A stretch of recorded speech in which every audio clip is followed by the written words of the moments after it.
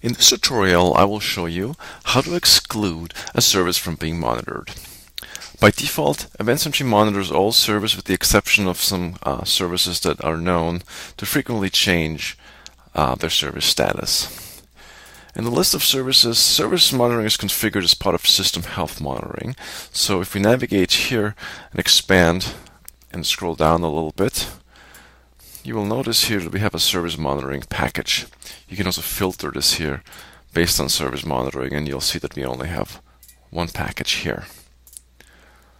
If we look at this package, there's a services object in here, and the service monitoring is configured to monitor all services except listed. And we have quite a long list of services listed here below. So all these services are excluded. But despite this pretty extensive list, it may still happen that you get an email alert if a service changes its status of a service that you're not really interested in monitoring. So a good example here is I have a service scheduler service here, which I'm going to stop, and within a few seconds we should get a notification through Growl, which I configured in EventSentry, which tells us that the service changed its status. And I'm going to start the service here again, and a few seconds later, we have, in this case very fast, we have another notification that the service changed its status again. Service monitoring alerts, by the way, are logged to the application event log. So what you saw on the top of the screen was actually an event that was generated by EventSentry in the application event log and then relayed to the Growl notification. So how do we exclude a service? It's pretty simple. We simply add the service to be excluded to the list here, and we'll start typing the name here. And we'll see that the service scheduler here pops up right away, and we'll hit OK. And if we scroll to the end of the list, the service scheduler service is added.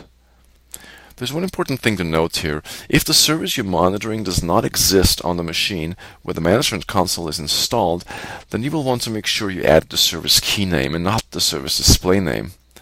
And very often those are different. And you can find the service key name in the services application in Windows. And it's the name that's listed under service name opposed to the display name. But again, in this case, it's not necessary. EventSentry automatically determines the service key name since the service is installed on this machine. Now we hit the Save button. And we'll wait for the service for the configuration change to be applied to the agent. And we can verify this in the application event log. When the EventSentry agent is done with the configuration update, it will log a 1035 event ID to the application event log. And this usually takes between 30 seconds and a minute, also depending on your on the configuration.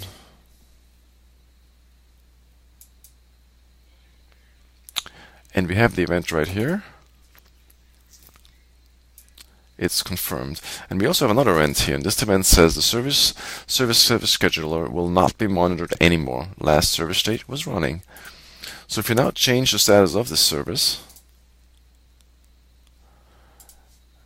then we will not get a notification through Growl or email or any other notification for that matter, since the core monitoring engine for services does not monitor this service anymore.